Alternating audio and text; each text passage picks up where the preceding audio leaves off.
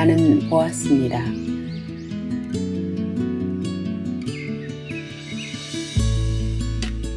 안녕하세요. 탐나는 책입니다. 혹시 잠자는 예언자라 불리는 에드거 케이시를 들어본 적 있나요?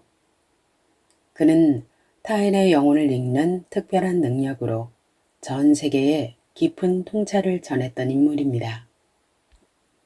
그런데 한국에도 그와 어깨를 나란히 할 만큼 전생 리딩 분야에서 국내외 연구자들의 주목을 받는 분이 계십니다. 바로 전생 리딩 상담가 박진여 소장입니다. 몇 달 전 박진여 소장에 져서 당신의 질문에 전생은 이렇게 대답합니다를 소개했을 때 댓글이 정말 뜨겁게 오갔습니다. 전생을 믿어요 라는 공감과 터무니없다 라는 반박이 공존했는데요. 이것은 우리 모두가 영혼의 세계에 깊은 호기심을 품고 있다는 증거겠죠. 오늘은 그런 호기심을 더 확장시켜줄 신간, 나는 보았습니다를 소개하려 합니다. 전작이 개인의 인연법에 집중했다면 이번 책은 인간 존재의 근원적 질문을 우주와 미래로 확장합니다. 영혼은 어떤 여정을 거치는가? 카르마의 법칙은 어떻게 작용하는가? 죽음 너머의 세계는 어떤 모습일까? 더 나아가 AI, 기후위기, 전쟁 같은 현대 인류의 위기를 어떻게 마주할지, 우주와 대한민국의 미래까지 심도 있게 파헤친 그의 놀라운 진단과 예언은 책을 손에서 놓지 못하게 합니다. 삶과 죽음, 그 너머의 경이로운 이야기. 지금 바로 시작하겠습니다.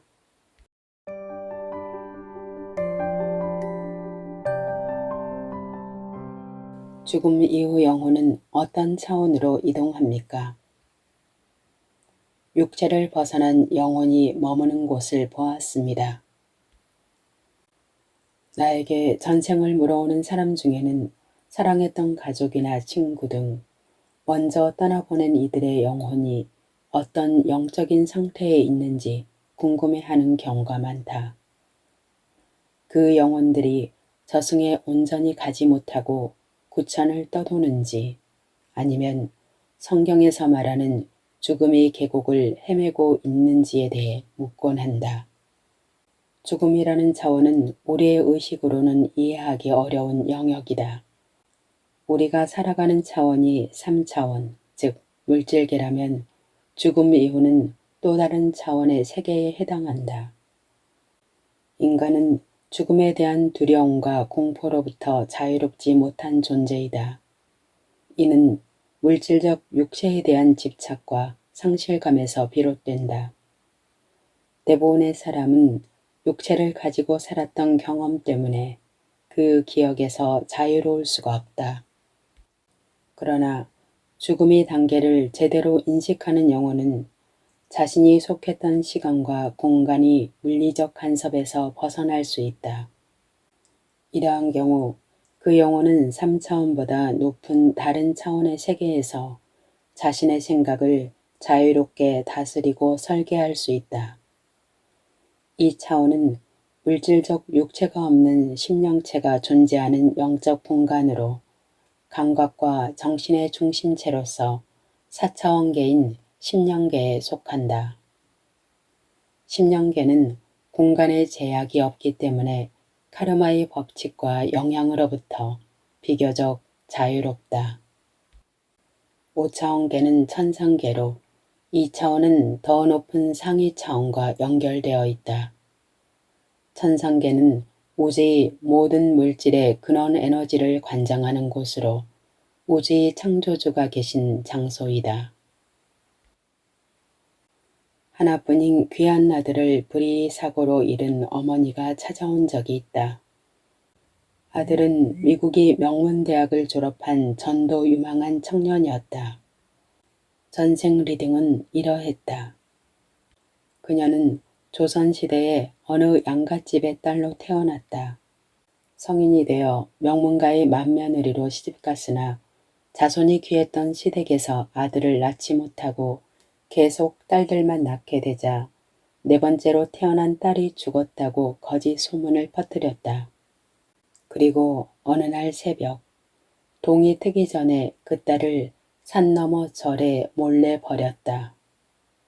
버림받은 딸은 후에 비구니가 되었으나 타고난 병약함과 자신이 버려졌다는 상실감과 배신감을 극복하지 못하고 젊은 나이에 죽고 말았다. 모진 마음으로 딸을 버렸던 어머니는 그 딸이 살아생전 수행하던 절을 찾아가 참회의 기도를 많이 올렸다. 리딩에 따르면 그 딸이 현생에서 먼저 세상을 떠난 아들의 전생이라고 한다.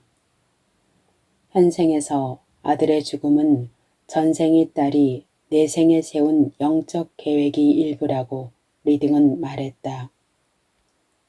전생에서 어머니에게 버려졌던 딸은 현생에서 어머니의 아들로 태어나 그때 받지 못했던 사랑을 모두 받았다.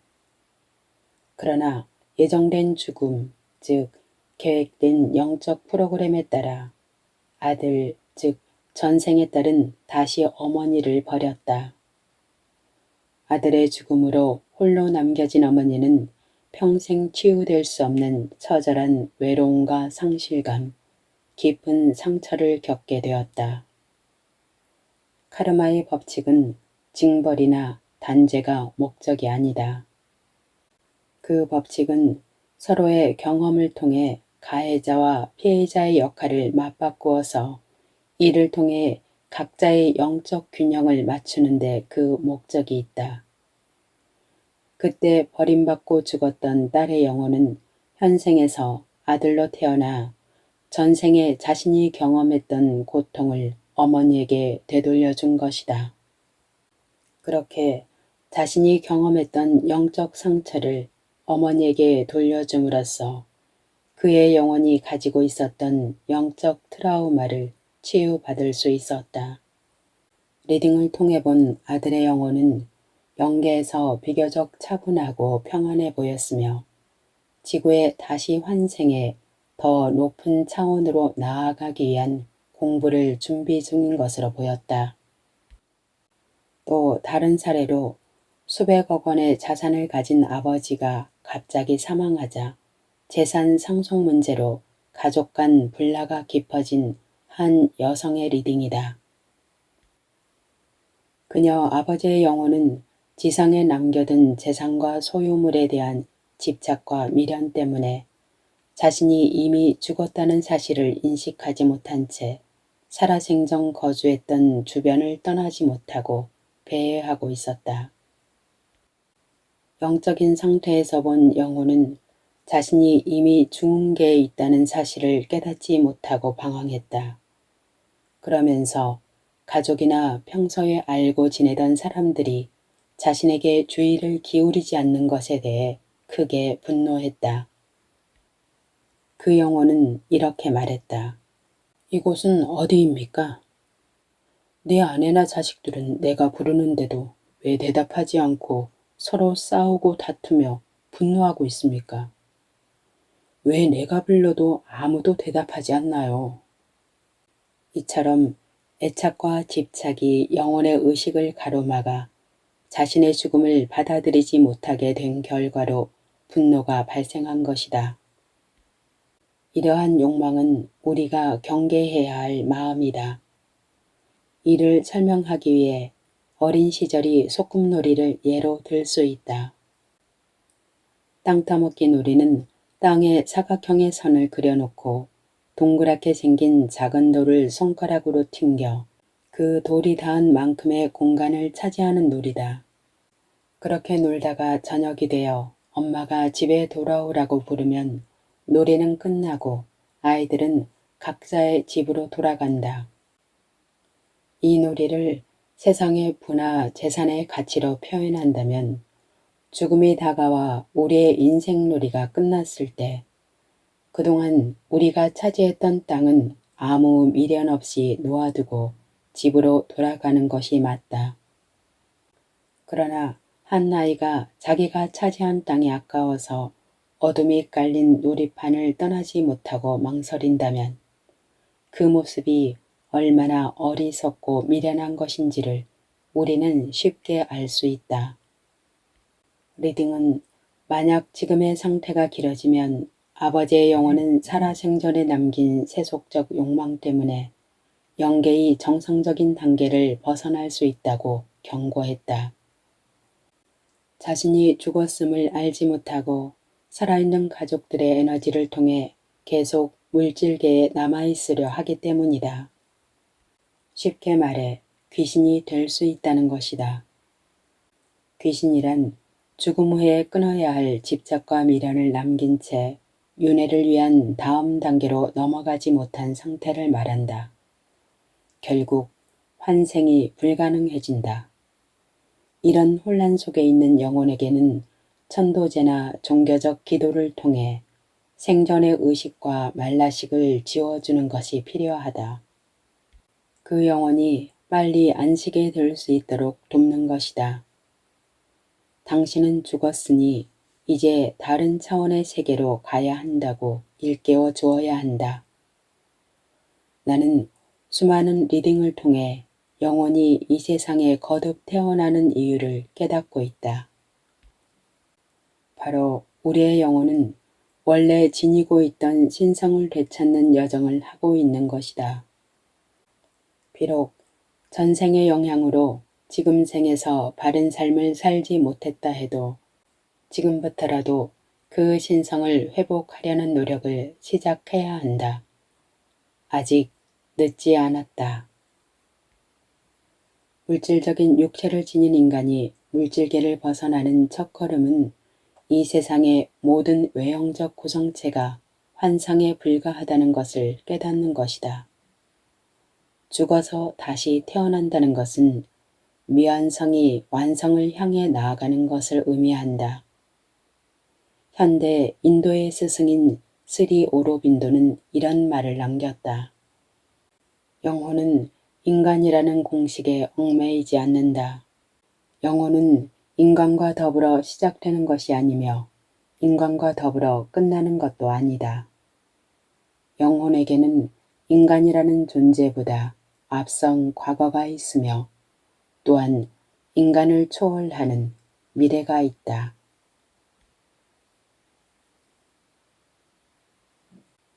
영혼은 어떤 과정을 통해 다시 환생합니까? 영혼의 49일간 여행을 따라가 보았습니다. 우리나라 절에서는 사람이 죽은 후 49일 동안은 저승이라는 온전한 영계로 가지 못하고 이승에 머문다고 하여 그런 영혼들을 안내하고 인도하는 천도 의식을 행한다. 여기서 49일은 한 사람의 모든 시기, 그 잔상을 거두는 데 걸리는 시간이다. 죽음 직후 영혼은 자신의 죽은 육체를 보고 가족이나 친구들이 슬퍼하며 통곡하는 소리를 듣게 된다. 그렇기 때문에 임종 직전의 상태이거나 이미 사망한 상태의 자리에서는 통곡하는 소리나 말을 조심해야 한다. 자신의 죽음을 아직 인식하지 못한 영혼이 그런 장면 앞에서 크게 당황하기 때문이다. 이는 영혼이 허공에 떠서 자신의 몸을 내려다 보았다는 임사 체험자들의 경험과도 일치한다. 죽음의 순간의 영혼은 가장 먼저 지고의 평안함을 만나고 원래 자신이 가지고 있던 본성의 빛을 마주한다고 한다. 흔히들 임사체험을 경험했던 사람들이 보고 느꼈다는 어둠 속의 평화, 터널을 통과한 후 만난다는 지복이 밝은 빛, 경계가 없는 투명한 진공 속에 있는 듯한 느낌 등과 같은 경험을 말한다. 그러나 살아생전에 큰 사회적 악행이나 살인 같은 부정적 일을 저지른 오염된 영혼들은 자신의 영혼을 정화해주는 원래의 청정한 본성의 밝은 빛 앞에서 엄청난 두려움과 공포를 느낀다. 그래서 음지로 숨어버리거나 혹은 그 빛에 삼켜진다고 한다. 그 장면은 1990년 영화 사랑과 영혼에서 악인이 죽는 순간 괴상한 소음과 함께 낄낄대며 웃는 검은 그림자의 무리에게 끌려가는 장면과 유사하다. 일본이 어떤 지방에서는 사람이 죽으면 시체 위에 날카로운 칼을 올려놓는데 이는 악귀가 시체의 내장을 쪼아먹지 못하게 하기 위한 테마식이라고 한다. 사람이 사망하고 난 후 7일 동안 가장 먼저 소멸되는 것은 안식이다. 이는 생전에 눈으로 본 모든 장면을 지우는 시간이다. 그 다음 7일 동안은 귀로 들은 모든 것인 이식이 사라지고 이어서 코로 냄새를 맡았던 비식, 입으로 말하고 맛본 설식, 몸으로 경험한 신식이 차례로 사라진다. 그래서 전 오식의 잔상들이 모두 소멸되는 데는 35일이 걸린다. 이후 7일이 지나면 제6식인 의식의 촛불이 꺼지게 되고 마지막으로 7식인 말라식이 소멸되고 나면 마침내 비로소 한 인간의 생명 흔적이 세계에서 완전히 사라진다. 죽음 이후 49일 동안 일어나는 일들을 크게 세 단계로 나눠 자세히 살펴보면 다음과 같다. 첫 번째 단계, 죽음 직후. 죽음 직전까지 느꼈던 두려움과 고통에 대한 의식이 분리가 일어나지 않은 영혼은 그 감정에서 빠져나오지 못하고 자신이 죽었다는 사실을 인식하지 못한 채 방황한다. 이들은 가족이나 친구들의 울음소리를 듣고 당황하며 혼란스러워한다. 시간에 대한 분별력이 사라진 영혼들은 자신의 죽음을 명확히 인지하지 못해 오랜 기간, 대략 20년에서 70년 정도 저승으로 떠나지 못하고 그들만이 머무는 이승과 저승의 중간인 중음계에 머문다. 죽은 사람이 꿈에 자주 나타나는 것은 그 영혼이 아직 완전하게 저승으로 가지 못했을 때 나타나는 현상 중 하나라고 할 수 있다. 반면에 생전에 선하게 살았던 영혼은 육체를 벗어나면서부터 의식이 명료해지면서 자신이 다른 차원에 있다는 사실을 받아들여 편안한 상태에 머물게 된다. 두 번째 단계, 선과 악의 심판. 이 단계에서는 영혼이 전생에 지은 모든 선행과 악행의 장면들이 나타나고 그에 따르는 청정한 빛과 어둠이 길목에 서게 된다. 이 과정에서 영혼은 평화의 신과 분노의 신을 만나게 된다.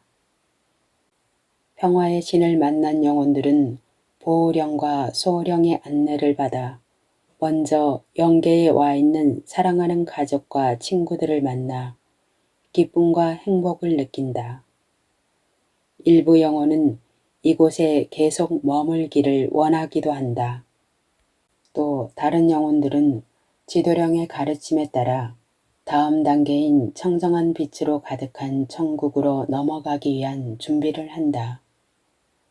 그러나 분노의 신을 만나는 영혼들은 그들의 사악하고 무자비한 공격을 받으며 엄청난 고통이 기다리고 있는 암흑의 함정에 갇힌다. 암흑의 함정은 지옥으로 연결되어 있으며 생전에 지은 죄업의 투영에 의해 만들어진 사후의 꿈이다.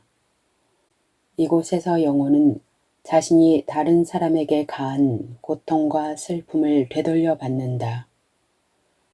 영혼이 지닌 업의 질량은 각기 다르게 작용하고 적용되는데 최악의 경우에는 지옥보다도 낮은 단계, 즉 영혼이 소멸하는 단계로 추락하는 비참한 운명을 맞이하는 영혼도 있다. 세 번째 단계, 천국으로의 귀환 또는 환생.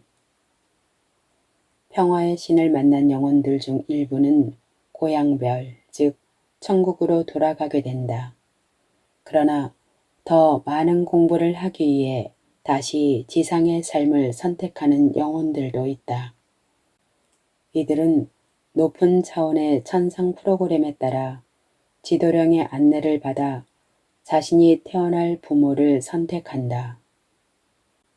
영혼이 지상에 다시 태어날 시간이 다가오면 영혼은 자신의 부모를 알아보게 된다. 그러나 영혼이 육신의 옷을 입고 태어날 때 의식은 망각 속에 잠기고 무의식의 심층에 묻혀버린다. 티베트 불교의 대가 파드마 삼바바가 쓴 경전 티베트 사자의 선은 이렇게 말한다. 인간은 생각하는 대로 존재한다. 이승이든 내생이든 생각은 사물이 되고 또 선하든 악하든 모든 행동의 근원이 된다. 그대는 씨를 뿌린 대로 거둘 것이다. 삶은 선과 악의 합성물이다. 전생에 착하고 정직하게 살았다면 죽어서 천국이 보일 것이고 만약 전생에 악하고 부끄럽게 살았다면 지옥이 나타날 것이다. 고대의 미스테리아에서는 영혼이 여러 생을 거듭하며 영적인 깨달음, 즉 그노시스를 얻는 과정을 반복한다고 믿었다. 고대 철학자 플루타르코스에 따르면 계몽되지 않은 영혼은 카르마의 힘 때문에 계속해서 환생한다고 했다. 그는 이렇게 말했다. 우리는 영혼이 파괴되지 않는다는 것을 안다. 영혼이 육체를 입는 것은 마치 새가 새장 속으로 들어가는 것과 같다.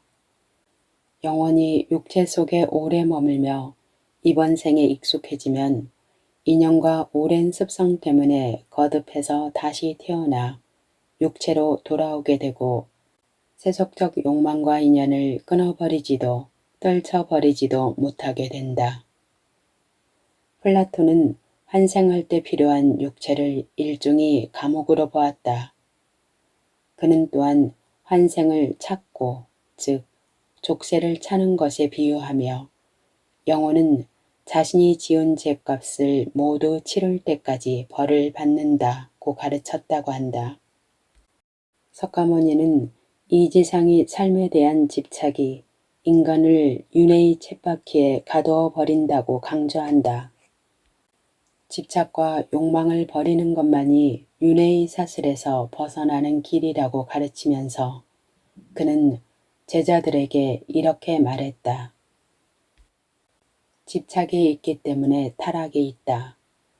집착이 없으면 타락이 오지 않는다. 타락이 오지 않는 곳에 평온이 있으며 평온이 있는 곳에는 욕망이 없다. 욕망이 없는 곳에 오고감이 없으며 오고감이 없는 곳에는 태어나고 죽는 일이 없다. 태어나고 죽는 일이 없는 곳에는 이 세상도 없고 저 세상도 없으며 그 중간 세상도 없으니 이것이 비극의 끝이다.